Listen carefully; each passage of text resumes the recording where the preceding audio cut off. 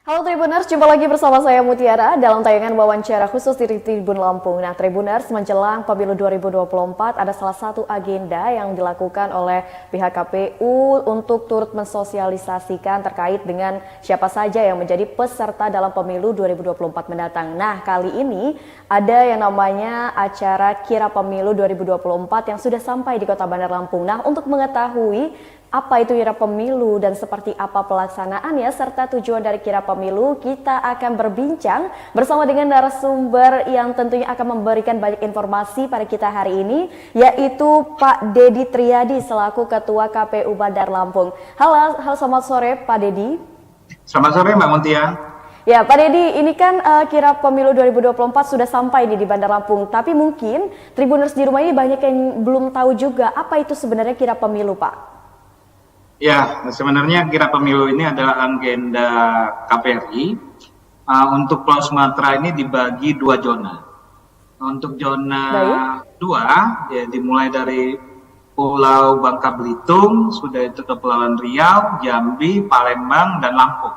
Untuk Lampung ini sudah masuk di tanggal 17 Juli, yaitu dari KPU Kota Palembang diserahkan ke KPU Mesuji pada tanggal 17 Juli. Jadi setiap bendera kirap yang sampai di wilayah yang dilewati zona 2 itu dilakukanlah serangkaian kegiatan. Dari 17 Juli itu dari Mesuji sudah itu ke Tulang Bawang, ke Tulang Bawang Barat, ke Lampung Tengah, Lampung Timur, dan ke Metro. Jadi setiap satu minggu itu bendera kirap diterima di masing-masing KPU kabupaten kota tersebut. Dan hari ini di tanggal 28 kita menerima bendera kirap dari KPU Metro ke KPU Kota Bandar Lampung. Oke, jadi sebelum ke KPU Bandar Lampung sendiri, bendera kirap ini sudah menyinggahi atau sudah singgah di 6 kabupaten sebelumnya. Bisa dikatakan seperti itu ya Pak Dedi? Ya betul, ada 6 kabupaten. Sudah itu tiap kabupaten itu selama sepekan ya, itu melakukan kegiatan sosialisasi, pendidikan pemilih dan literasi kepada pemilih. Tujuannya untuk mensosialisasikan tahapan pemilu, terutama hari pemungutan suara, dan mensosialisasikan nomor urut partai politik.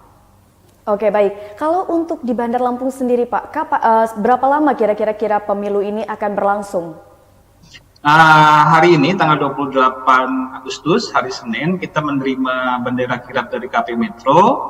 Nah, selama sepekan nanti kita membuat rangkaian kegiatan. Tadi penyerahan bendera kirap secara seremonial dari KPU Metro, sudah itu dilanjutkan dengan kirap kendaraan hias dari dari partai politik dan penyelenggara kita dari 20 kecamatan. Itu untuk hari pertama. Hari kedua, besok, itu kita ada lomba senam dengan jingle pemilu yang diikuti oleh 20 kecamatan dan juga ada lomba videographer untuk sosial media, karena memang untuk lomba-lomba yang dilakukan ini sebenarnya tujuannya untuk mensosialisasikan tahapan pemilu. Selain besok ya tanggal 29, tanggal 30 ada juga sosialisasi ke pemilih pemula, itu langsung dilakukan oleh teman-teman panitia pemilihan kecamatan kita PPK dan PPS untuk di Dapil 3 dan Dapil 4. Dapil 3 itu Kecamatan Lakapura, Kemiling, dan Raja Basah. Dapil 4 itu ada Kecamatan Labuan Ratu, Buaya Halim, dan Kedaton. Kegiatannya itu ada kegiatan mereka sosialisasi ke sekolah, dan juga ada kegiatan sosialisasi gerbek pasar tradisional dan mall. Untuk sosialisasi itu nanti dilakukan oleh teman-teman PPK dan PPS kita. Oke baik, jadi memang tujuan utama dari kirap pemilu itu sendiri adalah untuk mensosialisasikan terkait dengan pemilu, baik seperti apa pemilih pemula, partai-partai yang akan menjadi peserta di pemilu dan sebagainya. Bisa dikatakan seperti itu ya Pak Dedi? Ya betul Mbak Montia, karena memang hari ini terhitung 6 bulan lagi ya, kalau menghitung harinya, menghitung hari ini ya. Kita 169 hari lagi menuju hari pemungutan suara pada 14 Februari 2024. Itu 14 Februari itu kita menyebutnya Hari Kasih Suara. Oke, bukan kasih sayang. Jadi bukan hari kasih sayang tapi hari kasih suara ya, seperti itu Pak Dedi. Nah, Pak Dedi, kan ini bendera kirap sudah sampai di Bandar Lampung pada hari ini, tepatnya 28 Agustus, Pak. Lalu setelah dari Bandar Lampung, kemana ini bendera kirap akan diserahkan? Ya, bendera kirap ini seminggu yang akan kita terima ini akan kita lakukan tadi saya sebutkan di sampai tanggal 30 ya, tanggal 31. Selain ada kirap bendera di darat, yaitu tadi kita melewati rute-rute jalur protokol. Di tanggal 31 itu nanti ada kirap perahu demokrasi. Itu nanti 18 partai politik juga menyusuri Teluk Lampung, start dari TPI Lempasing sampai Panjang nanti akan kembali lagi. Itu tujuannya untuk mensosialisasikan bukan hanya di darat, tapi termasuk juga masyarakat pesisir dan pinggir pantai juga tersosialisasi. Selanjutnya di tanggal 1 itu nanti ada sosialisasi di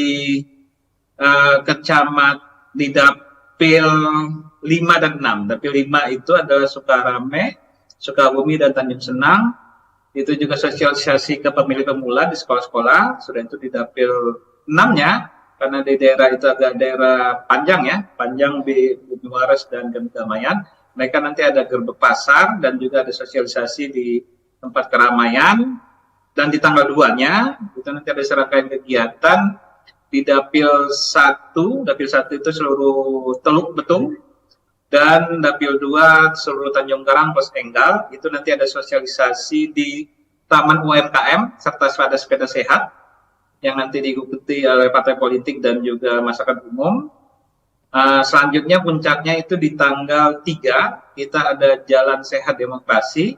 Itu nanti bertepatan dengan hari Car Free Day. Rutenya jalan sehatnya mulai dari Tugu Gajah, Jalan Ahmad Yani, Jalan Kartini, Jalan Katamso, Jalan Raden Intan, dan kembali ke Tugu Gajah. Setelah itu di tanggal 4 nanti ada penyerahan bendera kirap ini diteruskan ke Provinsi Banten, khususnya di Kabupaten Serang. Nanti kita akan menyerahkan dari KPU Kota Bandar Lampung bersama KPU Provinsi.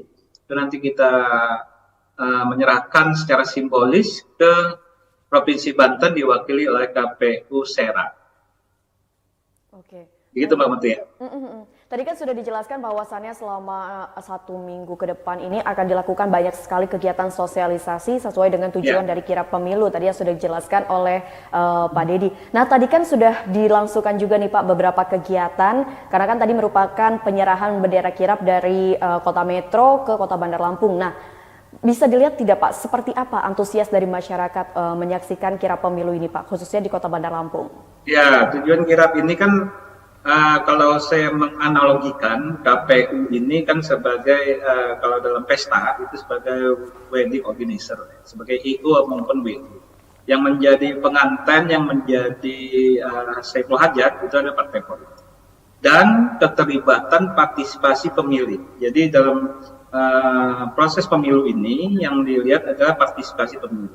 Ini salah satu upaya KPU meningkatkan partisipasi pemilu, bahwa dalam pemilu ini bukan hanya sibuk di media sosial maupun sibuk hanya partai politik, tapi ada kesadaran politik dan kesadaran kolektif masyarakat untuk terlibat dalam proses pemilu, baik sebagai pemilih maupun nanti kita dalam pelaksanaan pemilu itu juga kita akan membentuk namanya badan ad hoc yaitu KPPS.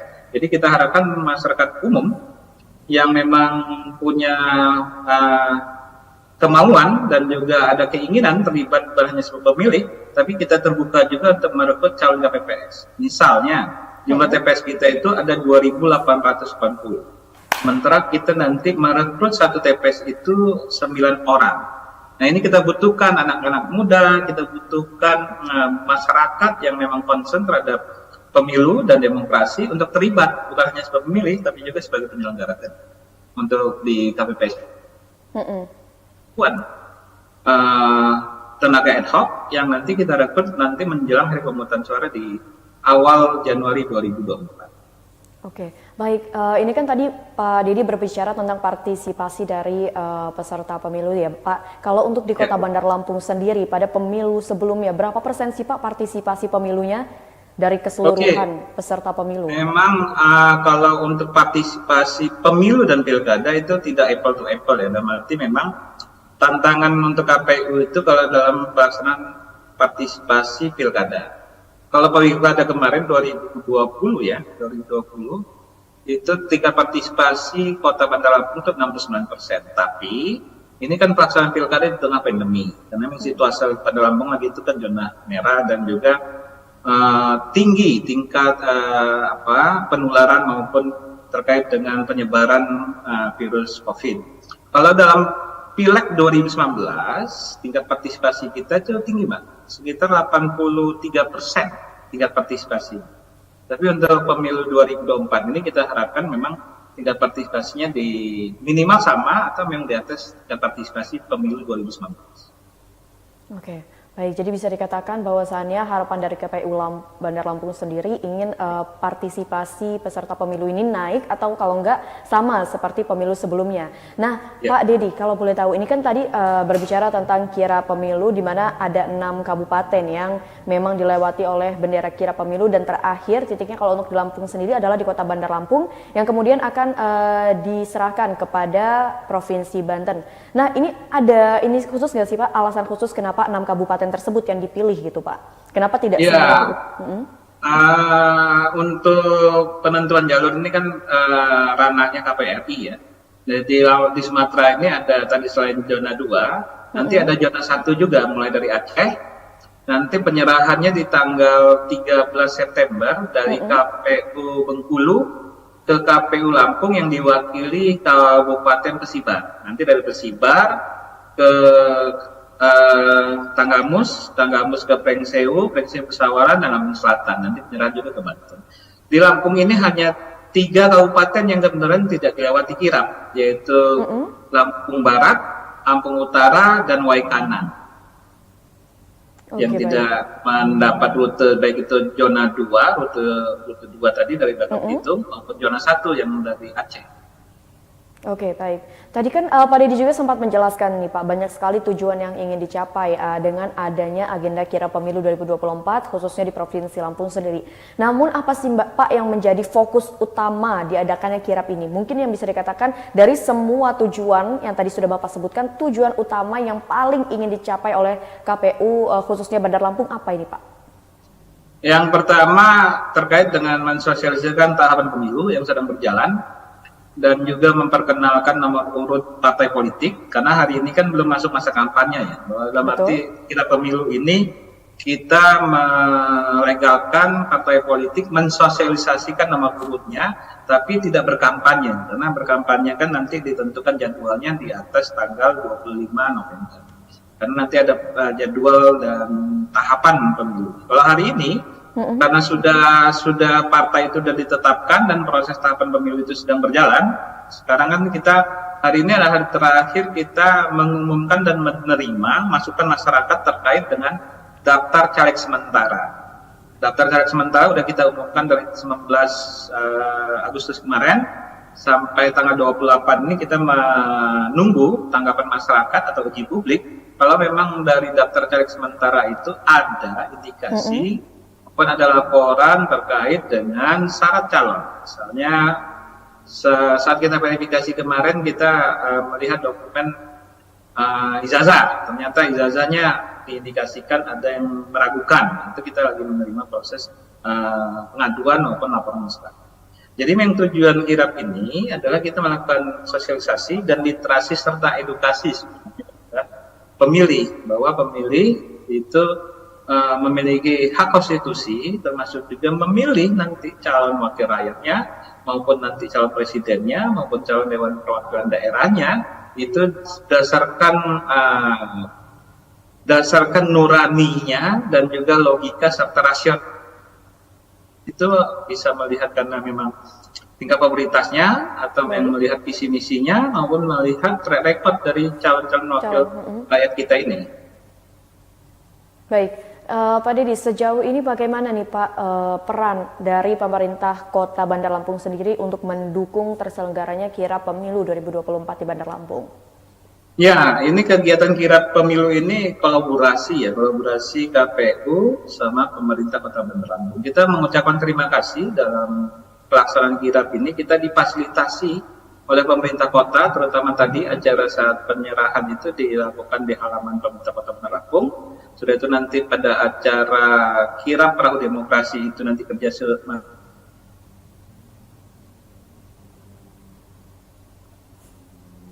Ya, baik. Pak Dedi? dan juga sepeda sehat itu disupport sepenuhnya dari pemerintah Kota Bandar Lampung. Kita mengucapkan terima kasih atas bantuan dan fasilitasi ini, bahwa pemerintah Kota Bandar Lampung benar-benar menginginkan pelaksanaan pemilu di Kota Bandar Lampung berjalan secara sukses, sudah itu bisa berlangsung sesuai dengan tahapan yang sudah ditentukan oleh KPRI. Oke, baik. Terakhir nih Pak, ini udah mencapai di wawancara terakhir kita, ada beberapa pertanyaan yang akan Mutiara ajukan nih. Pak Dedi, terkait dengan harapan dari KPU Bandar Lampung sendiri setelah terselenggaranya kirap selama 7 hari di Kota Bandar Lampung, apa Pak? Ya, bahwa agenda nasional ini, pemilu ini bukan hanya tanggung jawab kami sebagai penyelenggara, tapi juga tadi peran masyarakat secara umum, termasuk media dan juga partai politik, bahwa agenda ini merupakan hajat bersama dan pelaksanaan ini tidak bisa dilakukan oleh hanya satu lembaga seperti kami, tapi memang dukungan oleh seluruh stakeholder, dukungan oleh seluruh lapisan masyarakat, termasuk media, bahwa agenda nasional ini benar-benar bisa terlaksana secara demokratis, sudah itu bisa menghasilkan pemimpin-pemimpin yang legitimit dan proses yang berjalan secara jujur dan adil. Oke, baik. Tadi sudah disebutkan harapannya. Nah, terakhir nih Pak, tadi kan juga sempat disebutkan oleh Pak Dedi terkait dengan partisipasi dari peserta pemilu khususnya di Kota Bandar Lampung, harapannya meningkat. Tapi sejauh apa sih Pak optimistis dari KPU Bandar Lampung bahwasannya di pemilu 2024 mendatang yang akan diadakan pada 14 Februari 2024 bahwa partisipasi peserta pemilu di Kota Bandar Lampung akan meningkat Pak? Ya, kalau berdasarkan pengalaman, berdasarkan data pada pemilu sebelumnya, yaitu kalau 2019, 2014 maupun pemilu sebelumnya 2009, tingkat partisipasi pemilih kita di Kota Bandar Lampung memang sangat bagus ya. Dalam arti tinggi. Nah, sekarang yang kita upayakan bukan hanya partisipasi tinggi, tapi juga kualitas dari partisipasi itu yang menjadi tantangan kami, karena memang kualitas itu bukan kita inginkan hanya tinggi tingkat partisipasi, tapi partisipasi yang berkualitas. Berkualitasnya maksudnya apa? Bahwa memang masyarakat memilih itu bukan karena politik uang atau vote buying, atau memang karena transaksional, karena pemilih itu pragmatis, tapi memang pemilih itu memilih berdasarkan rasionalitas. Pemilih itu memilih berdasarkan pilihan yang mereka lihat karena calon pemimpinnya itu bisa mewakili aspirasinya dan juga memang bisa menghasilkan wakil rakyat maupun pemimpin-pemimpin yang amanah dan bisa menyalurkan aspirasi mereka untuk 5 tahun ke depan. Terutama untuk meningkatkan kesejahteraan dan juga bisa membawa demokrasi. Oke, baik. Jadi sejauh ini KPU Kota Bandar Lampung sendiri optimis bahwa peserta atau partisipasi pemilu 2024 di Kota Bandar Lampung akan meningkat, bahkan tidak hanya secara jumlah ya, tidak hanya berdasarkan kuantitas, tapi kualitasnya juga. Seperti itu ya Pak Dedi? Ya betul, bukan hanya kuantitas tapi kualitas dari partisipasi itu. Baik, Pak Dedi, mungkin itu saja Pak wawancara khusus kita pada hari ini. Terima kasih banyak Pak atas waktu dan juga informasinya. Sama-sama Mbak Mutia, terima kasih kepada Tribun yang sudah memberikan waktunya dalam agenda talkshow sore ini. Terima kasih. Saya akhiri, wassalamualaikum warahmatullahi wabarakatuh. Waalaikumsalam warahmatullahi wabarakatuh. Terima kasih banyak Pak Dedi atas waktu dan informasinya. Ya Tribuners, itulah tadi wawancara khusus Mutiara bersama dengan Ketua KPU Kota Bandar Lampung, Pak Dedi, yang tadi sudah membahas perihal kirap pemilu 2024 di Kota Bandar Lampung. Mungkin itu saja wawancara khusus kali ini dan sampai jumpa di wawancara khusus berikutnya.